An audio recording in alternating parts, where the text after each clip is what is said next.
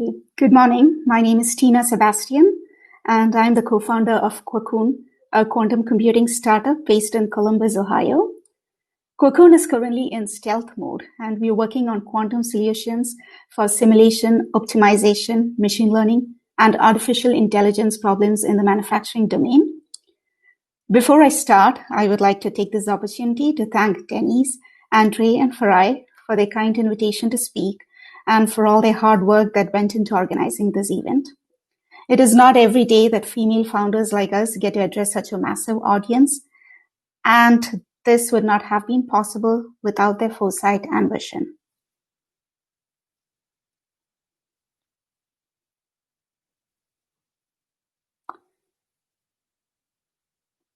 To talk about my background a little bit, I have a degree in computer engineering from the Cochin University of Science and Technology and an MBA from the University of Massachusetts, Amherst. I used to be a classical software engineer for the last 12 years and recently moved over into quantum computing.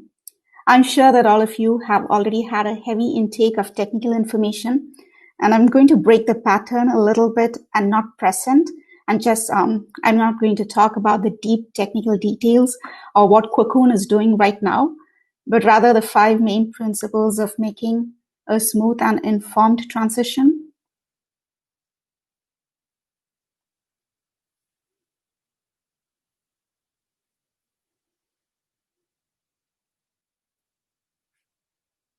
I'm sorry, somebody requested the mic, so I handed them the mic. So I'm not going to talk about the deep tech details of what Cocoon is doing right now, but rather the 5 main principles of making a smooth and informed transition from a classical software engineering background into quantum computing.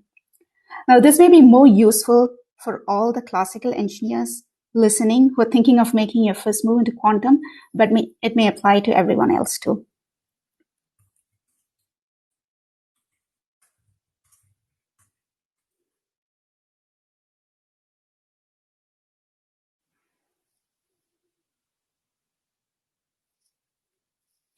Thank you for confirming that.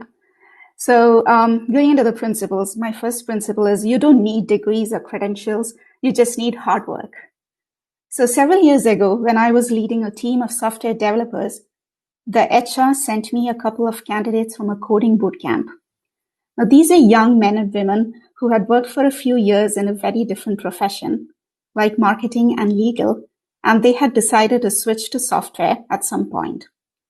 They did not have an engineering degree or a computer science degree and had absolutely no experience in working as a software developer until they had attended this 3-month coding bootcamp. Now, having grown up in India, where almost every person you meet is either a doctor or an engineer, I was initially very hesitant to bring them on board. But we did end up giving them a chance, and that was when I realized that I was very wrong. At least a few of them outperformed their very educated counterparts only due to their sheer determination and hard work. And I see the exact same thing in quantum as well. There will be no shortage of people to tell you what you can and cannot do. There will be a lot of people who will not take you seriously or ask if you have a master's or PhD degree as a basic requirement. Since this is a nascent field, they won't be able to ask you for 15 years of quantum development experience, but they may try. And none of this will matter.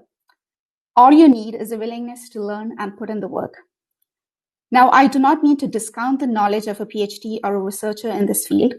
They are extremely critical to the growth in this field and entirely responsible for all the advances made so far. But I strongly believe that every person is capable of understanding absolutely anything. So our minds are nothing short of a miracle, and it is we who tell it what it can and cannot do. So if I tell my mind that it will never understand, say, the principles of superposition and entanglement, it won't. But if I tell it that these are simple concepts like addition and subtraction, it'll understand not just these, but pretty much everything else too. So don't exclude yourself on the basis of credentials or past experience. Principle number 2, not all training resources are equal. Find the best fit for you. When I was starting out in this field, I spent a lot of hours online reading and learning on my own. And gradually I became so interested that I signed up for the certification course at MIT. That was when I realized that a lot of the hours I had spent in the previous months had been wasted because of confusing explanations online and incomplete information.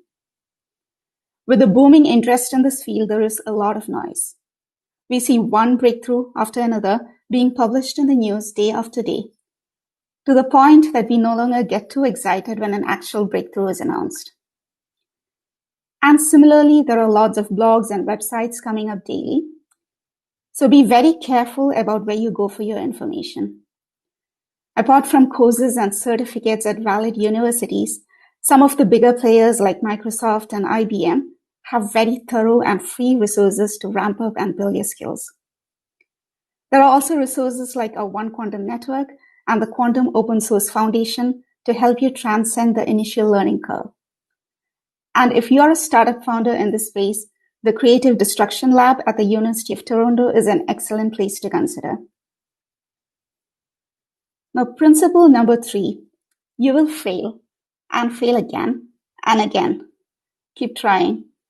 Now, this is not a principle specific to quantum, but to life in general.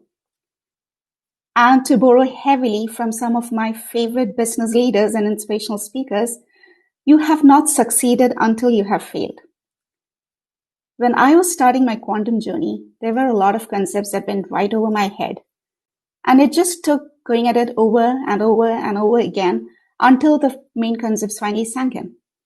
And you're never done. There is always more to learn and understand, especially in a rapidly progressing field like quantum. I have had colleagues with very different views of experience. While a young developer with 2 years of experience may consider himself or herself an expert, there would also be engineers with several decades of experience who consider themselves beginners. Now, personally, I prefer to always frame myself as a beginner because this keeps you humble enough to ask questions and acknowledge that you do not know everything, that you may have to visit Stack Overflow once in a while for help with a bug, rather than refusing to take on that project since that is not your area of expertise. So be eager to fail and do not let failure throw you off track. Get right back on and keep trying. And it is okay to be different. We have normalized the wrong use of what it means to be a founder or a leader to a very specific set of attributes. That anyone that does not fit this mold is usually unconsciously excluded. You can look different or you can look like everyone else. You can speak with an accent or not. You can be the loudest person in the room or the most soft-spoken person. It really does not matter.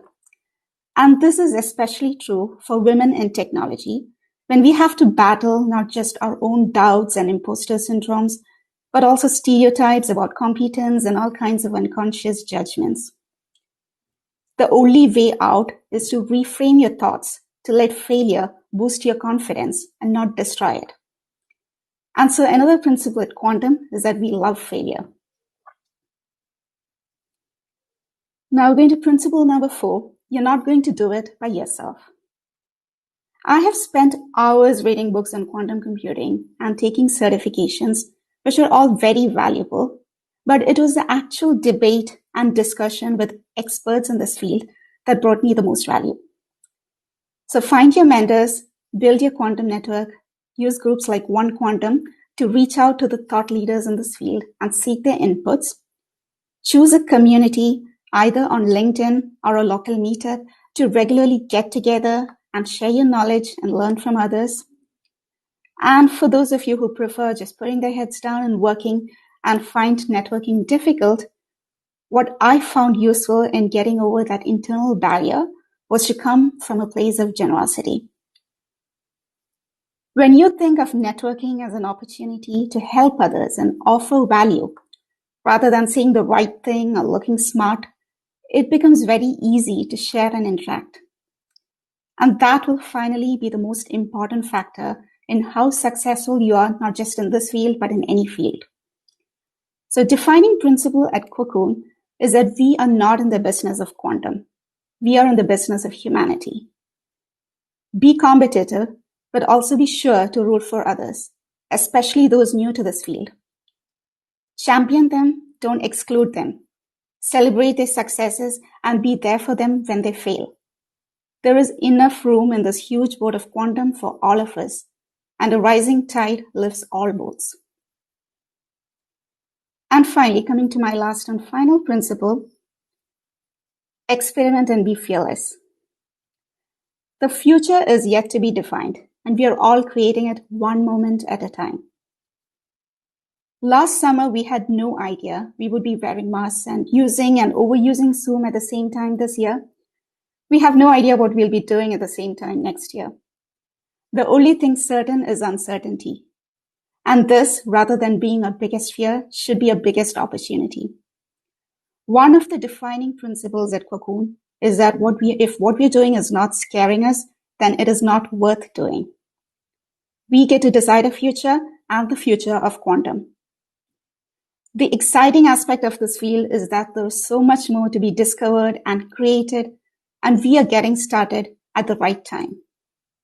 If we are fearless enough and not waiting around for permission to take the next big step, we have a once-in-a-lifetime chance to actually change the future of mankind.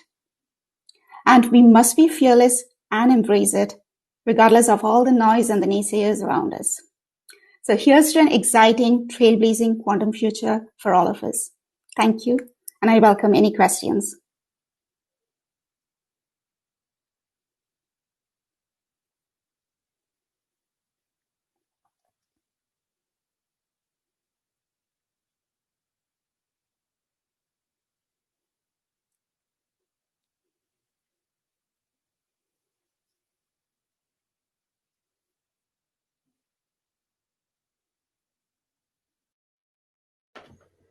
Tina, thank you for an amazing talk. How are you? I'm good. How are you? Good. You look great. Amazing talk. Really motivating. I'm seeing thunderous applause from Christina Sargent. Thank you for all the kind comments. Thank you. And, you know, I love your perspective that we all have to put ourselves out there and try.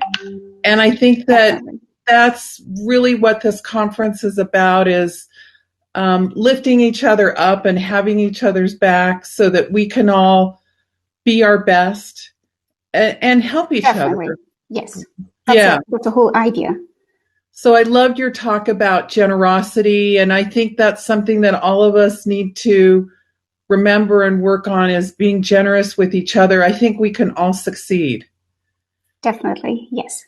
So I just wanted to say thank you for an incredible talk.